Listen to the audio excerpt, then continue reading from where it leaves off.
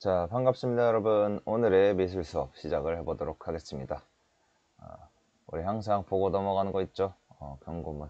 항상 또 유의해 주시고. 자, 여러분. 우리 저번 시간까지 18세기 로코코 미술에 대해서 배웠었어요. 이제는요, 근대 미술로 넘어갈 겁니다. 근대 미술. 흰색으로 바꾸고. 근대 미술은 언제냐? 우리 로코코 미술은 18세기였죠. 여러분들. 그래서 근대 미술은 19세기입니다. 19세기를 근대라고 얘기를 하는데요. 가까운 과거를 바로 근대, 가까운 세대, 가까운 시대를 바로 현대로부터 가까운 시대를 바로 근대라고 하는 거예요. 근대. 19세기인데 1800년대겠죠. 여러분들 수업 시간에 배워서 알겠죠. 1800년대를 바로 근대라고 하는데 그 근대의 미술들을 배우려고 합니다. 근대 미술의 가장 큰 특징은요. 개성이었어요. 개성. 개성의 실현을 굉장히 중요시 했었는데 그게 무슨 뜻이냐. 굉장히 개성 넘치는 양식들이 많이 등장을 합니다. 양식들이 굉장히 많이 등장을 해서 그 개성들을 따르는 화가들이 모이고 그 집단들이 양식을 만들게 되는데 굉장히 많았어요. 굉장히 다양했던 게 이 근대 미술의 특징이거든요. 그러니까 그 다양한 종류들 지금부터 우리 함께 살펴보도록 하겠습니다.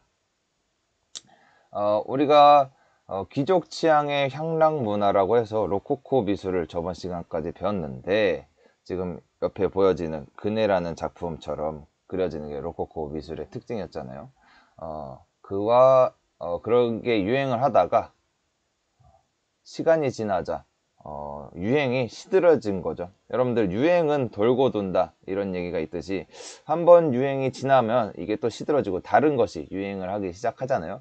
로코코 미술도 마찬가지였어요. 로코코 미술뿐만 아니고 다른 미술들도 다 그랬습니다.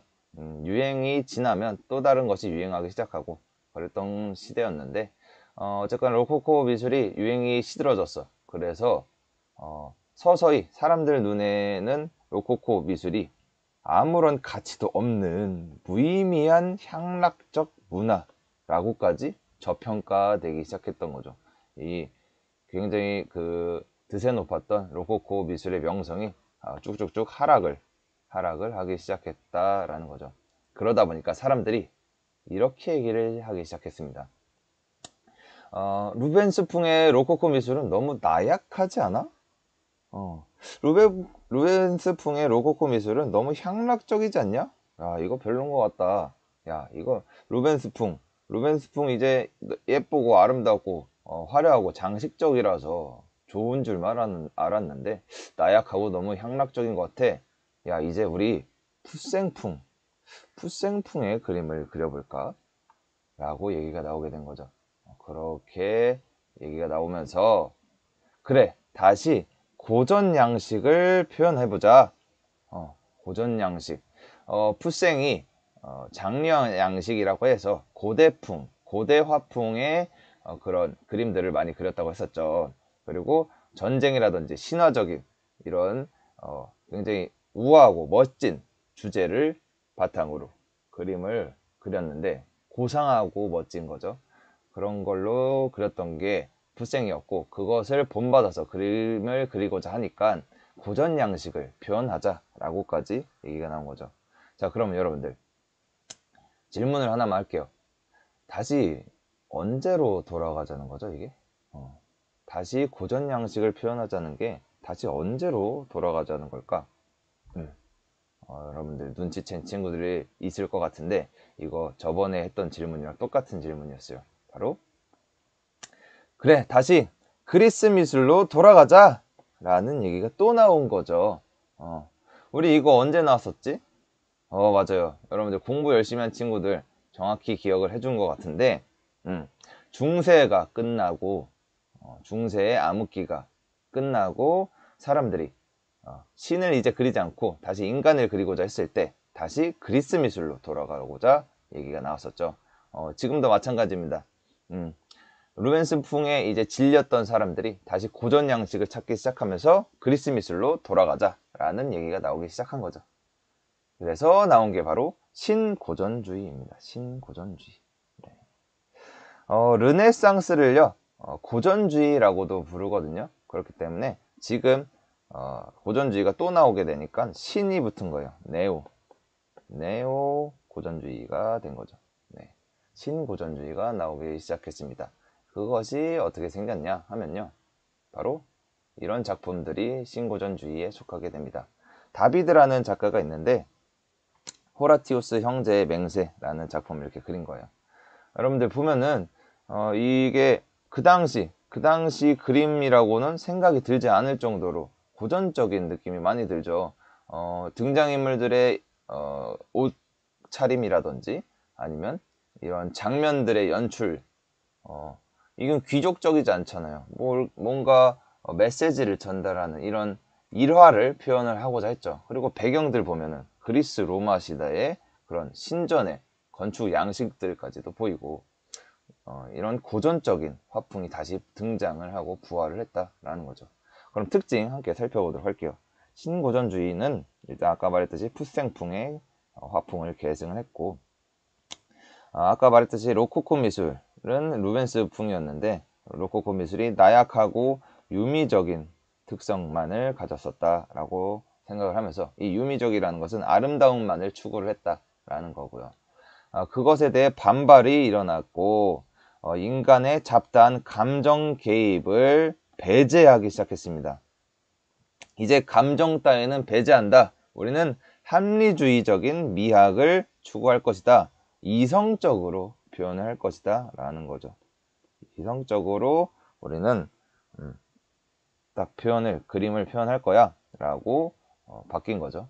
그러면서 로코코의 향락적 문화로 인해 허무해진 사람들의 눈에 비친 고전의 이상적 아름다움은 매우 신선하게 다가오기 시작을 합니다. 고전의 이상적인 아름다움들이 이제는 예뻐 보이기 시작한 거예요. 그 전에 향락 문화가 예뻐 보였다면 이제는 그게 질렸고, 이제는 고전의 이상적인 아름다움이 매우 신선하게 느껴졌다. 그래서 옆에 보이는 그림처럼 표현을 하기 시작했다, 이런 얘기죠. 어때요? 지금 이게 귀족 취향의 향락 문화 로코코 미술이었는데, 이 그림 옆에 그네 그림 잘 보시고, 그 다음에 위에 다시 다비드 그림 딱 보면은 뭔가 차이가 확실히 느껴지죠. 극명한 차이가 느껴지실 텐데, 자, 그리고 이 신고전주의가 유행하기 시작한 이유 중에 또 하나가 있는데, 무슨 이유가 있었냐 하면요, 여러분들 화산 폭발로 멸망했던 고대 도시 폼페이, 여러분들 한 번쯤은 다들 들어본 적 있을 텐데, 이 폼페이라는 고대 도시가요, 지진, 이런 지각 변동에 의해서 유적이 발굴이 됐습니다. 그 당시에 딱 공교롭게도 유적이 발굴이 되었고, 지금 보이죠, 이 화면. 화산 폭발로 이렇게 완전 매장됐던 도시가 폼페이였는데, 그 유적이 발굴이 되면서 무려 1000년 동안 감춰졌던 그리스 로마 유물들이 대거 등장을 하기 시작해요. 네.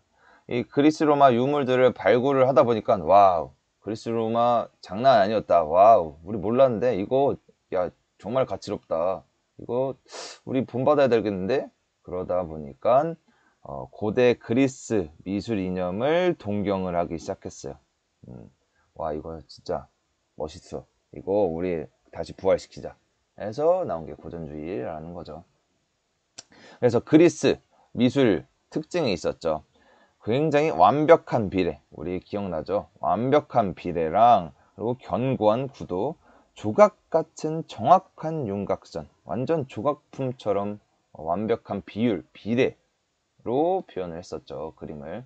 그리고 균형적인 형태 묘사를 했었고, 차분한 색채를 활용하고, 이런 그리스 미술의 조형적인 특징을 반영을 했던 게 바로 신고전주의였다라는 얘기입니다.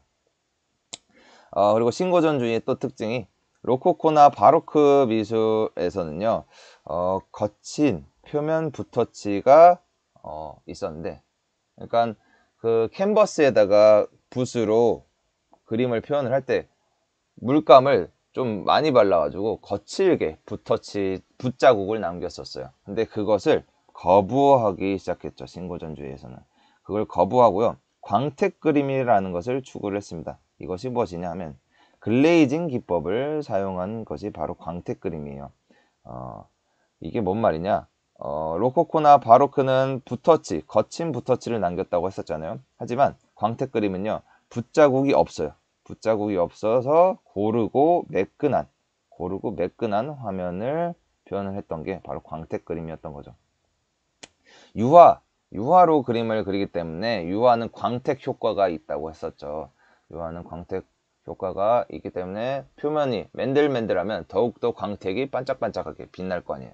그래서 광택 그림을 표현을 했던 거고 글레이징 기법을 많이 사용을 했다라는 거죠.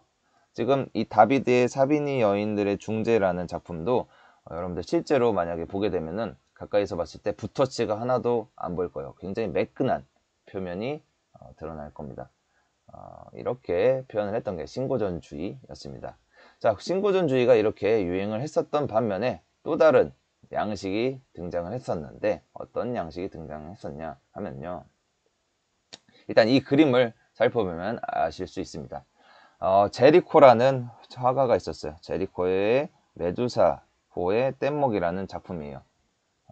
지금 보면은 뭔가 또 좀 달라요. 신고전주의 그림이랑은 좀 다른데 대체 무엇이 다른 걸까? 일단은 이 메두사호의 뗏목은요. 당시 정치적 파문을 일으킨 실제 조난 사건이 있었어요. 실제 사건을 기반해서 작품으로 재구성한 이런 작품인데 이 조난 사건을 소재로 인간의 극단적 감정 대비와 무능력하고 부패한 정치에 대한 강한 비판이 담겨 있는 그림이었어요. 뭔가 이상하다. 신고전주의에서는 감정을 배제한다고 했었는데 이 작품은 감정을 그대로 표현을 하고 강한 메시지 전달까지도 했네요. 신고전주의랑은 완전 다르다. 대체 이건 무슨 양식이었지? 이건 무슨 양식일까? 바로 낭만주의였습니다. 신고전주의 다음에 나타난 그리고 유행을 했던 양식이었죠. 이 낭만주의는요. 신고전주의에서 엄격한 형식을 추구했던 반면 이 낭만주의는 신고전주의의 엄격한 형식을 벗어나고자 했습니다. 딱 틀에 맞춰서 완벽한 비례, 비율, 그리는 방법이 딱딱딱 정해져 있었어요. 신고전주의는. 하지만 그것을 나 이거 싫어. 왜 이게 하라는 대로만 해야 돼? 이거에서 벗어날래? 라고 나왔던 게 낭만주의였던 거죠. 그리고 낭만주의는요. 바로크 양식을 계승을 하기 시작합니다. 네. 바로크 양식을 다시 부활시킨 거죠. 그래서 아까 신고전주의는 광택 그림을 그린다 했었죠. 그렇죠. 근데 바로크 양식이 부활하면서 거친 붓터치를 통해서 신고전주의에서 사라졌던 화면 표면의 질감을 부활시켰습니다. 거친 붓터치를 통해서 울룩불룩 화면 붓터치가 나타나게 된 거죠. 지금 옆에 보면 들라크루아의 민중을 이끄는 자유의 여신이라는 작품이 있는데 이 작품을 가까이서 보게 되면 광택 그림처럼 이렇게 매끈한 표면이 아니고 거친 질감이 느껴지게 될 겁니다. 그리고 극적인 상황을 포착하거나 연극적인 이게 극적인 상황을 포착을 하거나 아니면 동적인 구도를 통해서 격정적인 감정 표출을 목적으로 하기 시작한 거죠. 아까 말했죠. 신고전주의는 감정을 배제했다면 낭만주의에서는 로맨틱하게 감정을 다시 표출을 하기 시작한 거죠. 네.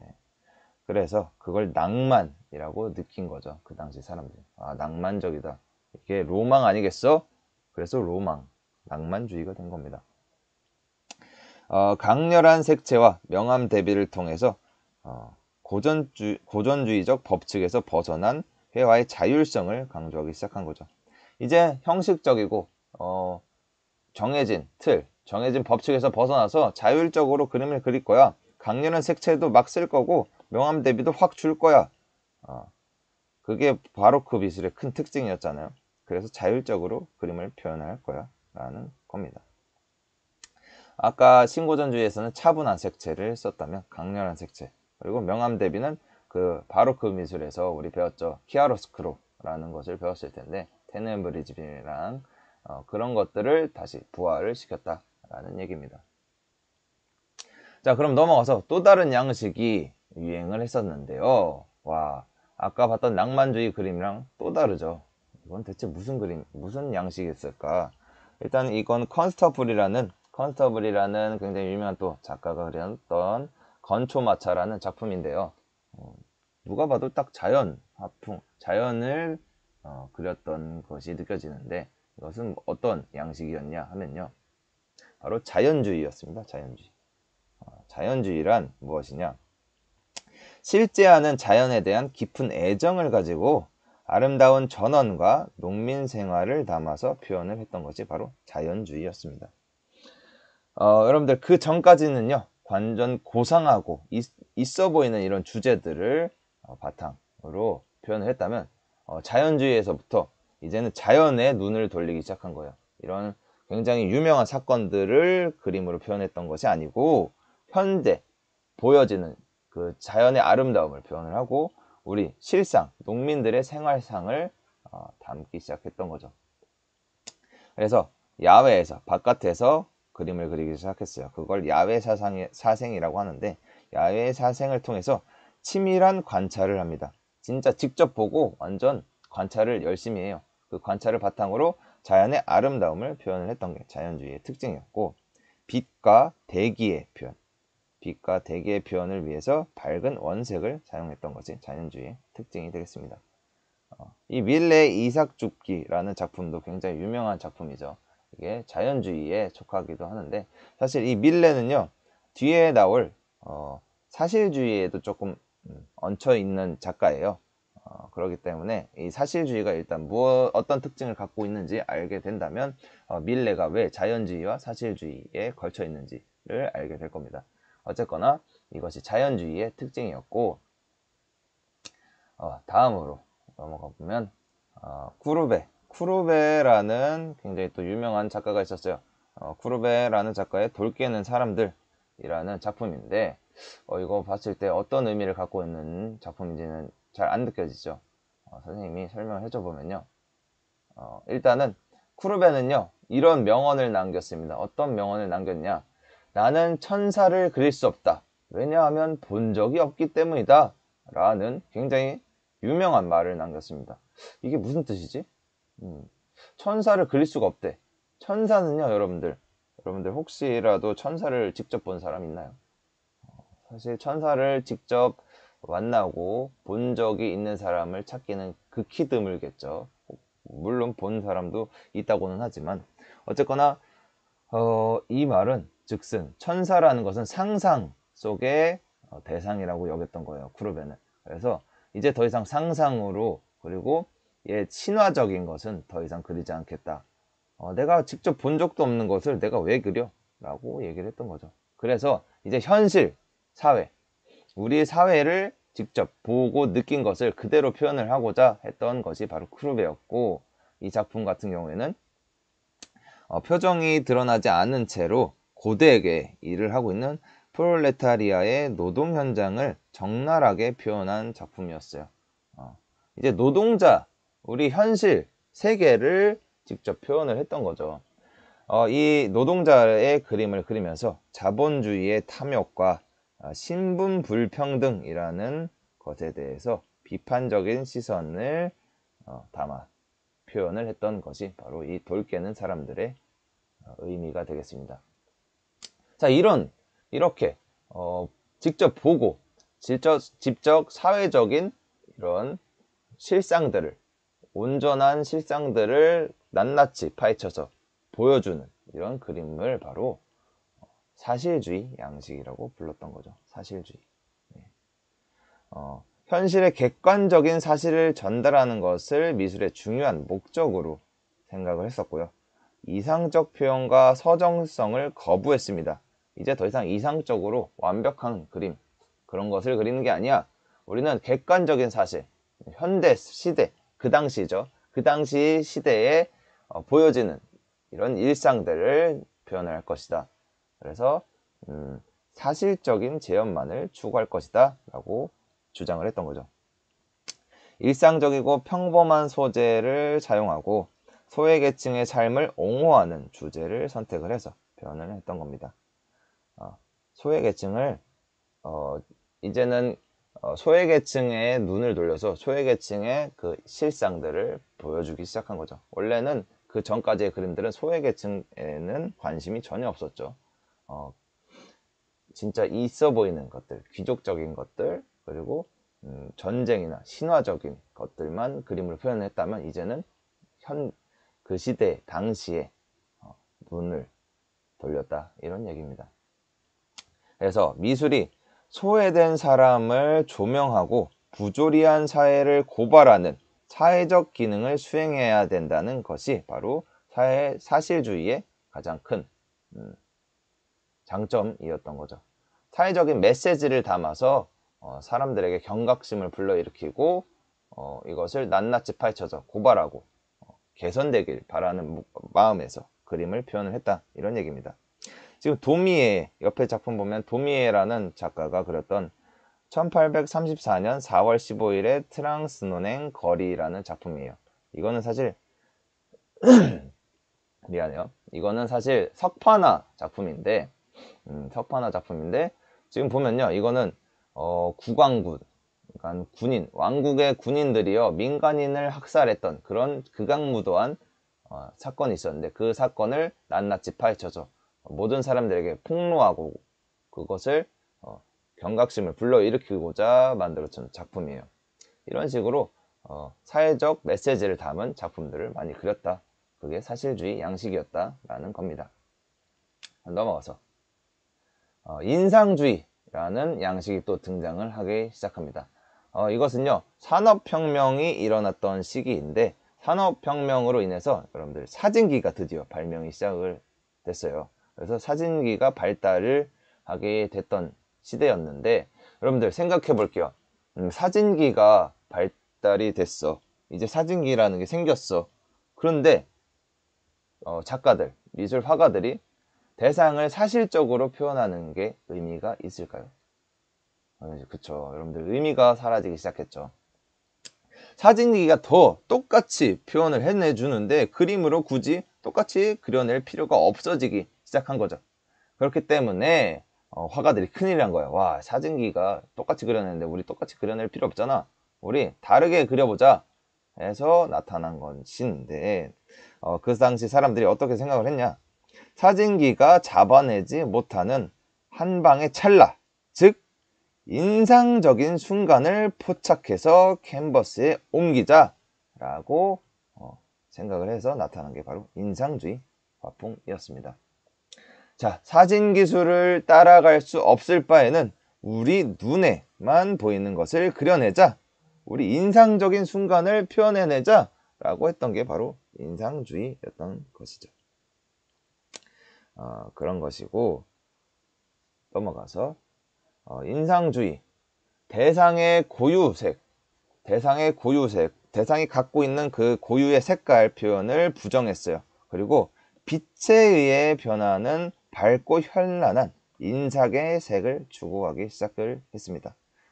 딱 작가가 봤을 때 그 빛의 변화에 따라서 받는 인상이 계속 달라질 거 아니에요. 그렇죠? 그런 것을 바로 인상의 색이라고 했는데 그 인상의 색을 표현을 하려고 했던 거죠. 사진기로는 담아낼 수가 없었다라는 건데 또 다른 특징으론 빠른 붓질, 알라프리마 기법을 사용을 했었고 거친 터치감, 임파스토 기법을 사용을 했습니다. 그리고 밝은 원색 활용과 짧고 단절된 붓질로 물체의 표면에서 반사되는 빛의 효과를 포착을 했고 그것을 표현을 했던 게 인상주의의 특징이 되겠습니다. 그리고 색채 중심의 평면성이 나타나요. 옆에 그림을 보면 마네가 그렸던 선상화실에서 그림을 그리는 모네라는 작품인데요. 지금 이 밑에 물들을 볼게요. 물들 보면요. 시시각각 변모하는 이 태양빛 있죠. 태양빛에 반사되는 이런 물의 빛이, 태양빛이 딱 이렇게 반사가 되잖아요. 반사가 됐을 때 그 빛의 그 밝기에 따라, 그리고 빛의 각도에 따라 시시각각 그 빛의 물결들이 달리 보이고, 그것을 한 화면에 포착을 해서 그림으로 그려냈던 작품이죠. 그리고 이 인물들이나 그림 전체적으로 봤을 때 굉장히 단순하게 표현이 됐어요. 그것이 무엇이냐? 평면적으로 그렸다, 이런 얘기입니다. 입체감이 그렇게 많이 나타나지가 않죠. 색면들로 평면적으로 그려지는 게 여러분들 느껴지실 텐데, 이게 바로 인상주의의 큰 특징이었다라는 거죠. 빛이 변화하는 순간을 놓치지 않고 그림으로 표현을 했었다라는 얘기입니다. 이거는 모네라는 작가의 루앙 대성당 연작이라는 작품입니다. 그러니까 루앙 대성당이 있는데 그 대성당을 대상으로 그림으로 쭉 표현을 했어요. 근데 보여지는 대로 표현을 똑같이 사실대로 표현을 한 것이 아니라 시간별로 여러분들 새벽 감성과 이 아침에 낮의 감성, 그리고 밤의 감성, 그리고 또다시 새벽, 이런 시간에 따라서 태양 빛이 달리 느껴지고 그것에 따라서 받는 인상이 달라지게 되는데, 그 빛의 변화에 따라서 쭉 똑같은 대성당을 그렸음에도 불구하고 다른 색상으로 표현이 됐던 게 이런 루앙 대성당 연장이라는 작품이었어요. 이런 식으로 표현을 했던 게 인상주의 작가들의 큰 특징이었던 것이죠. 네. 그리고 넘어가서 그 당시 사실 그 당시 인상주의를 평가를 했을 때 굉장히 저평가를 했다고 합니다. 굉장한 저평가를 했던 게 그 당시 사람들이었는데, 이 정도까지 저평가를 했다고 해요. 1876년 한 유머 주간지 기사에서는 이런 식으로까지 얘기를 했다고 합니다. 인상주의는 캔버스 위에 물감을 대강 붓질해서 발라놓고는 거기에 자신들의 이름을 써놓은 것이다. 이런 짓은 베들렘의 정신병자들이 길바닥에서 준 돌을 다이아몬드라고 우기는 것처럼 웃기는 일이다 라고까지 완전 저평가를 했던 것이죠. 완전 저평가를 했었는데, 오늘날에서는 그 당시 사람들은요, 일단은 오늘날 말고 그 당시 사람들은 인상주의 화풍을 왜 그렇게까지 생각을 했냐면요, 인상주의가 탁탁탁 짧은 붓질로 빠르게 알라프리마로 빠르게 그려내고 굉장히 평면적이고 단순하게 표현을 하니까, 그 전에는 사실적으로 엄청 잘 그렸었는데 굉장히 무성의하게 그렸다고 느끼기 시작을 했던 거죠. 인상주의 화풍이 무성의하다고 느껴졌기 때문에 그 당시에는 이렇게 저평가를 할 수밖에 없었던 거였고, 하지만 오늘날에는 이렇게 평가를 한다고 합니다. 그 당시 비평가들, 그 당시 인상주의가 유행했던 그 비평가들이 인상주의자들의 작품을 비웃지만 말고 그것을 사놓았더라면 그들은 큰 부자가 되었을 것이다 라는 얘기가 있죠. 그만큼 지금 인상주의 작가들의 작품들은 어마어마하게 고평가, 엄청나게 대단한 작품으로 평가를 받고 있고, 그리고 가격도 어마무시하죠.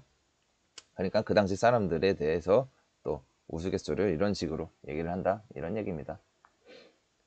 자, 다음으로는요, 이런 작품이 등장을 하기 시작해요. 이 작품은 쇠라의 그랑드자트 섬의 일요일 오후라는 작품인데요. 이 작품 뭔가 아까 봤던 인상주의 작품이랑도 조금 또 달라요. 어떤 식의 다름이 있냐 하면요, 이 작품을 쭉 확대를 해보면 이렇게 색점, 점묘화라고 하죠. 색점을 무수히 많이 찍어서 표현을 했던 것이 보일 겁니다. 이렇게 그렸던 화풍, 그것이 무엇이었냐? 신인상주의라는 양식이 등장을 했던 거죠. 신인상주의.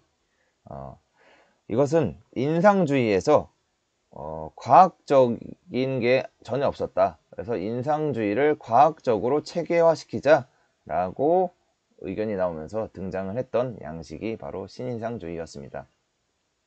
인상주의의 무정형성, 이 무정형성이라는 것은 형식이 없었다는 것을 의미해요. 왜냐? 인상주의 하면 빛에 의해서 시시각각 변모하는 것을 작가 개인적으로 느껴지는 주관적인 거잖아요. 사람마다 그거 대상을 바라봤을 때 느껴지는 것은 다 주관적으로밖에 표현이 안 되는 거잖아요. 그렇기 때문에 형식이라는 게 없었죠. 예, 인상주의에서 그 형식이 없었던 것과 작가 개인의 감각에만 너무 의존을 한다는 그런 특성이 이제는 이건 아닌 것 같아. 너무 체계적이지 못해. 너무 중구난방으로 막 그리는 것 같아. 라고 생각이 들면서 반발을 하기 시작했죠. 그 반발로 인해서 등장을 했던 게 신인상주의였고, 이들은 분할주의라는 것을 추구했고 이렇게 불리기를 바랬어요. 그것이 무엇이냐? 과학적인 점묘. 아까 말했죠. 점묘화. 점 찍어서 표현을 한 게 점묘화인데 그것을 과학적으로 표현을 하려고 했습니다. 그 과학적인 점묘를 사용해서 인상주의에서 무시된 구도와 형태를 복원하려고 노력을 했고요. 그리고 화면의 겸광과 안정성을 구축하고자 노력을 했습니다. 그것이 바로 신인상주의 화풍의 특징이었고, 그러다 보니까 비개성적이죠.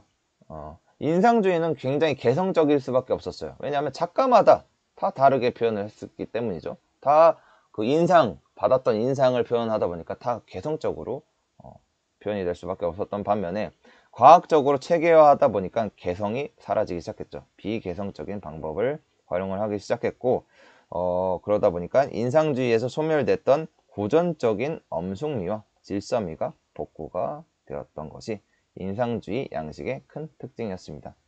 옆에 작품 보면 시냐크의 생트로페 항구라는 작품인데요. 이것도 보이시죠? 색점, 굉장히 무수히 많은 색점들을 찍어서 표현을 했던 것이 눈에 확 띌 겁니다. 이것이 바로 인상주의 양식의 화풍이었다라는 것이죠. 그럼 넘어가서요. 후기 인상주의가 등장을 하기 시작합니다. 후기 인상주의. 후기 인상주의란 무엇이냐? 인상주의 다음에 신인상주의가 등장을 했고, 신인상주의 다음에 후기 인상주의가 등장을 했던 거예요. 후기 인상주의는요, 시각적 재현의 극복이라는 것을 주장을 했습니다. 이건 또 무슨 뜻이냐 하면요, 감각적으로 관찰된 형태의 재구성을 거부를 하기 시작합니다. 감각적이라는 것은 오감 있죠. 오감. 시각, 청각, 후각 등의 이런 감각으로 관찰된 형태를 표현하는 것을 거부하고 그 대상의 본질적 형태와 색을 바탕으로 주관적 표현이 등장을 하기 시작한 거죠. 본질적으로 표현을 해야 된다라는 얘기예요. 사실적으로 표현을 하는 것보다는 본질적으로 대상을 표현을 해야 되고, 작가의 개성과 순수 조형 요소를 통한 화면의 질서를 추구하면서 초기 모더니즘 발전에 큰 직접적인 영향을 끼쳤던 게 이런 후기 인상주의의 큰 특징이 되겠습니다. 모더니즘이라는 것이 무슨 뜻이냐면요, 사상, 형식, 문체 따위가 전통적인 기반에서 급진적으로 벗어나려는 창작 태도를 바로 모더니즘이라고 하거든요. 그러니까 전통적인 것을 거부하고 새롭게 발전하기 위해서 표현이 되었던 것이 바로 모더니즘 미술이었던 거죠. 이 모더니즘 미술에 큰 영향을 줬던 게 후기 인상주의이겠습니다. 자, 이 작품을 보면 딱 느껴질 거예요. 후기 인상주의 중에서 세잔이라는 작가가 있었는데 사과 바구니가 있는 정물이라는 작품이에요. 여러분들, 정물화라고 떠올렸을 때 전통적으로 그릴 때는 굉장히 보여지는 있는 그대로 정물들을 똑같이 사실적으로 재현을 했던 것이 전통적인 방법이었다면 이 세잔의 그림을 볼게요. 전통과는 거리가 싹 멀죠. 굉장히 단순하게 표현이 됐고 색면들이 툭툭툭 그려져서 표현이 된 그런 느낌이 드는데, 이것이 바로 후기 인상주의가 추구했던 그런 화풍이 되겠습니다. 자, 그러고 넘어가서 일단 세잔, 이건 후기 인상주의는요 개성적인 그림이라고 했었잖아요. 그래서 그 후기 인상주의에서 유명했던 작가 3명을 볼 건데, 일단 첫 번째로 세잔, 아까 봤던 정물 그림을 그렸던 사람인데, 이건 카드놀이를 하는 사람들이에요. 세잔의 가장 큰 특징은 무엇이었냐 하면요, 모든 자연 대상을요 원뿔, 원기둥의 기하학적 구조로 단순화하면서 본질적인 형태를 추구했던 게 바로 세잔의 가장 큰 특징이 되겠습니다. 모든 대상을요, 원뿔과 원기둥으로 표현을 하려고 했던 게 바로 세잔의 가장 큰 특징이죠. 이 카드놀이를 하는 사람들을 딱 보면요, 굉장히 대상이 사실적으로 표현된 게 아니고 단순화하면서 본질적인 형태. 지금 팔뚝 보면은 딱 원기둥의 형태죠. 이런 식으로 표현을 하려고 노력을 한 게 딱 느껴질 거예요. 이렇게 했던 게 세잔이라는 작가의 가장 큰 개성적인 특징이었고, 넘어가서 고흐도 유명했었습니다. 고흐가 후기 인상주의 작가예요. 보면요, 고흐는 큰 특징이 밝은 색과 풍경을 소재로 불안과 고뇌, 즉 감정적인 표출에 집착을 했던 게 바로 고흐였어요. 그리고 고흐는 또 임파스토 기법을 주로 사용을 했었는데, 임파스토는 물감을 두텁게 덧칠해서 화면에 다양한 질감 효과를 주는 기법이죠. 그것을 많이 사용해서 표현을 했던 게 고흐였고, 이 별이 빛나는 밤에라는 작품을 보면 그것이 딱 느껴질 겁니다. 불안과 고뇌를 표출하기 위해서 대상을 굉장히 크게 많이 왜곡을 하면서 표현을 했죠. 네, 그것이 바로 고흐였다라는 거고, 그리고 후기 인상주의에서도 또 유명한 작가가 있었어요. 고흐랑 친구였다가 손절한, 의절한 사람이 바로 고갱이라는 사람이 있었는데, 황색의 그리스도라는 작품이에요. 옆에 그림은. 고갱의 가장 큰 특징은 무엇이었냐 하면요, 강렬한 원색과 평면적인 색면을 활용해서 상징적이고 종교적이면서 초현실적인 장면을 묘사하는 비시각적이고 반사실적인 상징주의를 창안했던 게 바로 고갱이었어요. 그 상징주의에서도 종합주의를 창안했던 게 고갱이었는데, 고갱은요, 또 가장 큰 특징이 클로아조니즘이라는 기법을 주로 사용을 했습니다. 이것은 무엇이냐? 검정색 테두리 윤곽선을 사용을 해요. 검정색 테두리 윤곽선. 그것을 활용을 해서 원색의 색면들을 하나로 묶는, 종합하는 거죠. 하나로 묶는 게 종합이었고, 그래서 종합주의라고 불리게 됐던 거죠. 지금 이 그림을 보면요, 황색 그리스도 그림을 보면 다 검정색 테두리가 보일 거예요. 윤곽선이 다 하나하나 따져 있죠. 윤곽선으로. 그게 바로 클로아조니즘 기법이거든요. 그것을 많이 사용했던 게 고갱의 큰 특징이었다라는 얘기입니다. 자, 여러분들 이제는요, 각 학급 위드랑 클래스 소식에 설문에 참여를 해주셔야 합니다. 그 설문에 참여를 해주셔야지만 여러분들 출결로 인정이 되니까 꼭 잊지 말고 참여해 주시기 바라겠습니다. 자, 선생님이 준비한 오늘의 수업 여기까지고요. 여러분들 오늘도 수업 듣느냐고 고생 많았습니다. 그러면 다음 시간에 만나요. 안녕.